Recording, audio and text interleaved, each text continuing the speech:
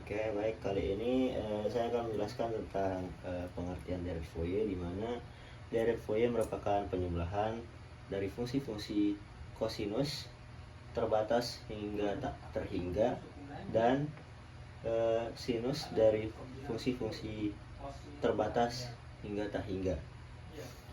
Di mana secara matematis itu dapat dituliskan dengan ft atau fungsi t setengah dikali A0 ditambah A1 dikali cos omega T ditambah A2 dikali cos 2 omega T dan ditambah A3 dikali cos 3 omega T dan seterusnya.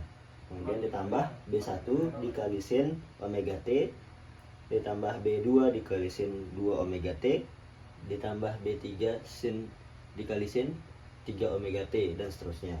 Kemudian untuk fungsi periodik secara matematis itu direct Fourier dapat dituliskan menjadi ft atau fungsi t sama dengan A0 ditambah sigma dari n sama dengan 1 hingga tak hingga, terus dikali an dikali cos np per lt ditambah bn dikali sin np per lt dengan L yaitu P per 2 atau periode dibagi 2. Kemudian A0 itu 1 per 2L integral dari min L ke L dengan fungsi ft dt. Kemudian AN 1 per L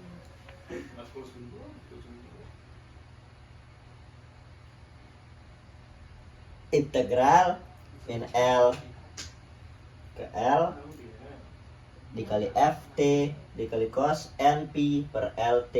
Kemudian untuk bn nya itu 1 per L integral min L ke L ft dikali sin np per lt, dimana n nya itu adalah konstanta, dimana itu dia mulai dari angka 1 sampai seterusnya 1, 2, 3 dan seterusnya. Seperti itu. Baik, terima kasih. Assalamualaikum warahmatullahi wabarakatuh. Oke, di sini ada contoh soal dari direct Fourier. Kita bisa dari papan. Tentukanlah direct Fourier dan spektrum garis dari gelombang pada gambar di bawah ini. Tolak penjumlahan direct Fourier sampai suku ke-6. Jadi di sini ada sebuah garis kartesian, ada T dan Y. Dan di sini ada amplitudenya, ada V dan min V.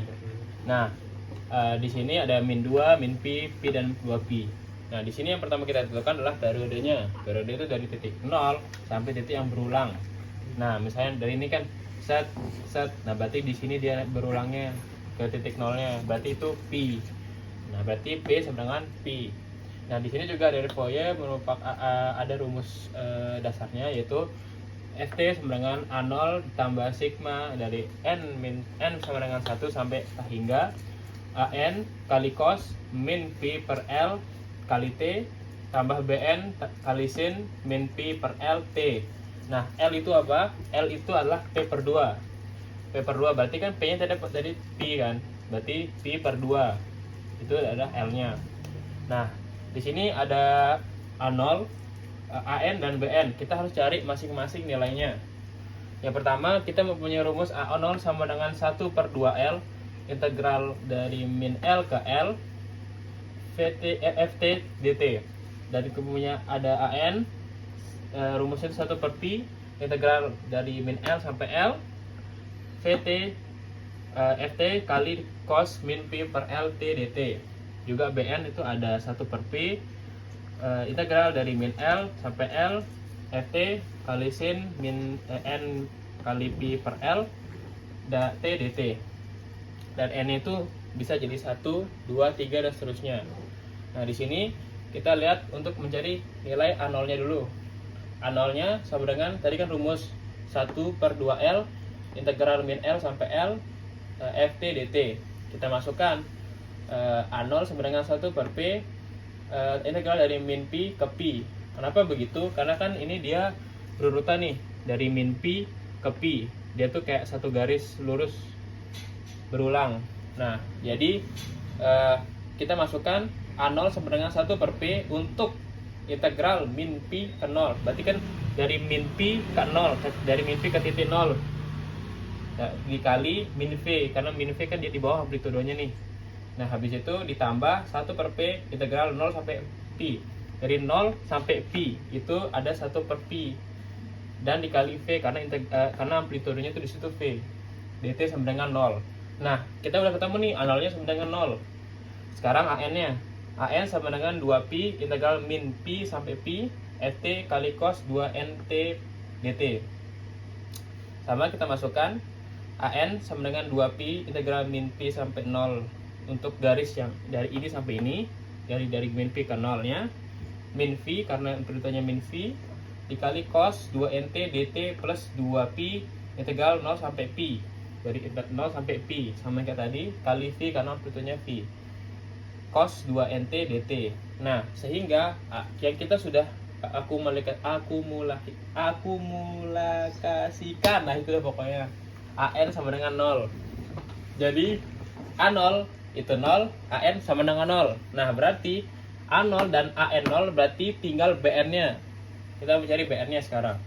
Nah, BN-nya itu bisa lihat di sini. BN sama dengan 2 per Pi integral 0 sampai Pi V per Pi kali T kali sin min Pi sin N kali Pi dt. Nah, kita masukkan rumusnya dari integral ini 2 kali V per Pi kuadrat 1 per N kuadrat dikali sin NT min 1 per N kali T kali cos NT untuk integral 0 sampai Pi. Nah, kita masukkan Pi sama 0-nya sehingga mendapatkan hasil 2V per Pi 1 per N kali cos N Pi T. Nah, sekarang kita kan dia bilang plotlah penjumlahan deret Fourier sampai ke suku ke-6. Berarti kita akan plot sampai ke suku ke-6. Karena ini adalah sebuah sinus, artinya pokoknya dia tuh tidak bisa dia ke cos. Karena gelombang gigi gergaji ini adalah fungsi ganjil, jadi fungsi tersebut hanya mengandung deret sinus atau Fourier sine series. Jadi kita masukkan 2V per Pi untuk sin T min 1 per 2 sin 2T, ini suku pertama, ini suku kedua, plus 1 per 3 sin 3T min 1 per sin 4T dan seterusnya sampai min 1 per 6 sin 6T. Karena ini harus min plus min plus min plus.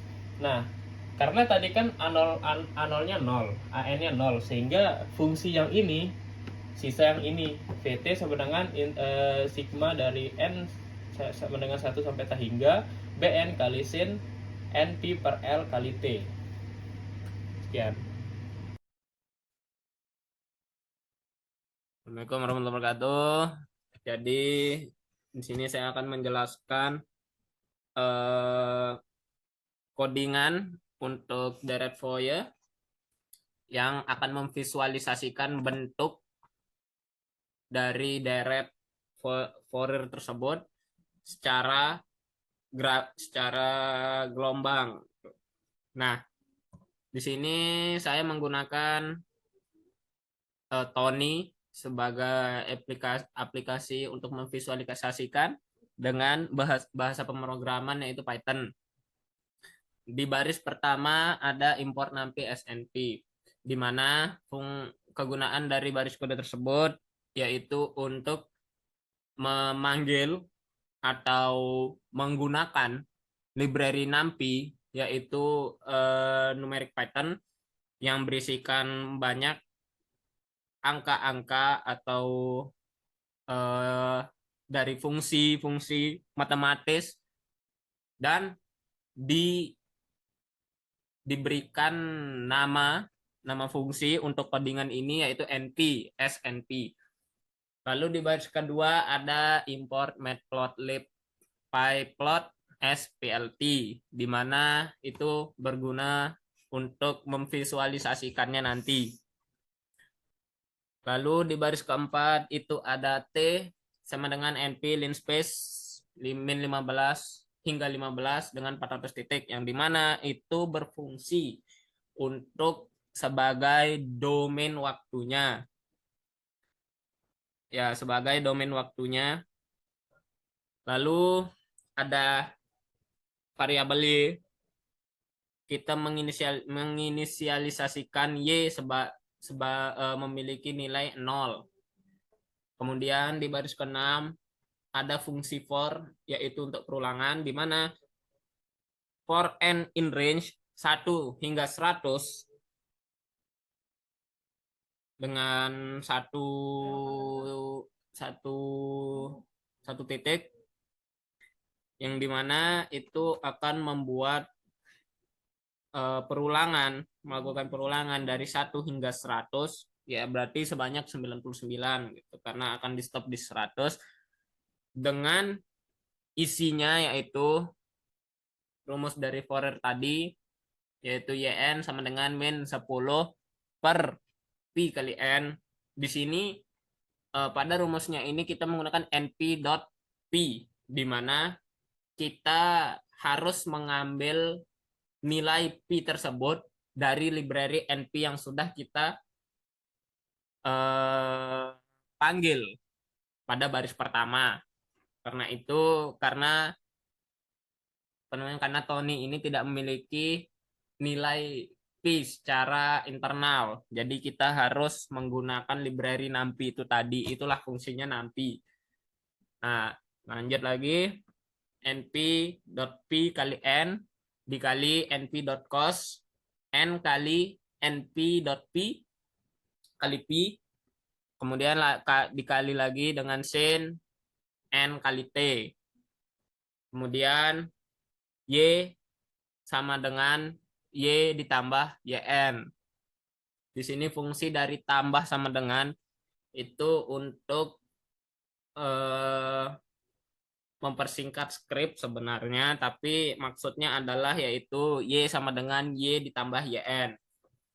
Kemudian di sini di baris 10 ada plt.plot yang sudah saya jelaskan tadi, bahwa plt tersebut adalah matplotlib yang sudah kita inisialisasikan dengan nama PLT, yaitu untuk memvisualisasikan suatu fungsi menjadi sebuah gelombang.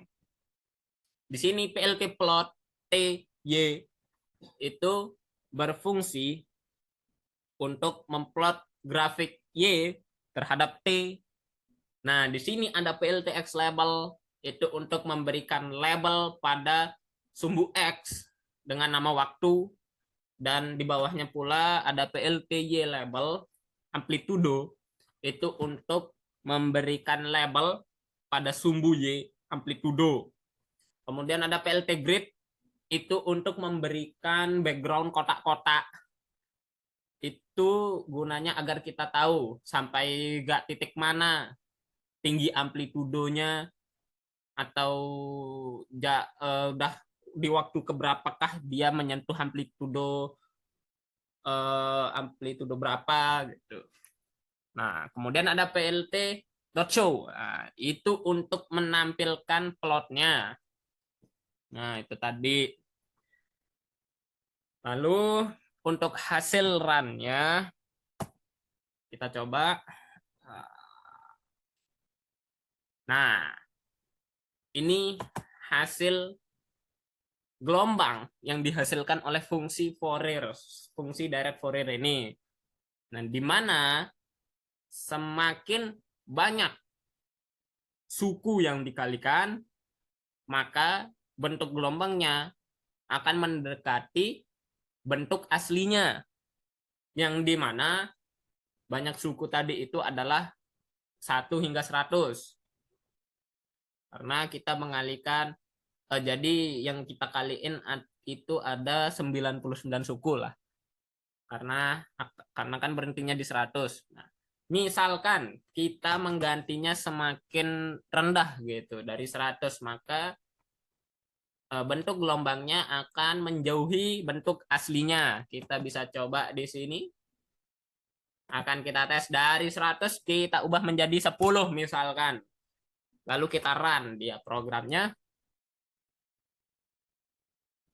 Ya, masuk program. Nah, terlihat di sini bahwasanya semakin sedikit suku yang dikalikan, maka bentuk gelombang yang akan dihasilkan itu akan menjauhi, akan bentuknya itu tidak terlihat seperti bentuk aslinya. Nah, kan ini ada sedikit gerigi-geriginya, yang dimana bentuk aslinya itu adalah garis lurus dan turun lagi, lalu naik lagi, ya seperti itu. Nah, misalkan kita tambah, kita mau mencari nilainya hingga dia membentuk sempurna gitu, garis lurus sempurna gitu. Kita coba menjadi 1000, lalu kita run, coba apakah bisa. Ah, di sini terlihat bahwa bentuknya lebih lebih bersih gitu, lebih halus, lurus gitu. Nah, jadi itu tadi. Jadi semakin banyak suku yang dikalikan, maka hasilnya pun akan mendekati akan mendekati bentuk aslinya gitu. Jadi di sini terbukti menggunakan Tony dengan bahasa pemrograman Python, Python 3 itu bisa memvisualisasikan bentuk gelombang dari suatu deret Fourier, terutama yang ini gitu. Nah, sekian yang ingin saya jelaskan, karena ya karena kita menggunakan Python 3 dan Tony gitu, kita bisa mengetahui bentuk gelombangnya dalam misalkan pada suku berapa berapa kayak gimana sih bentuk gelombangnya, seperti itu gitu. Tinggal kita ganti-ganti saja di sini, maka kita akan tahu bentuk gelombang dari deret Fourier dengan berapa suku gitu. Ya, sekian dari saya. Assalamualaikum warahmatullahi wabarakatuh.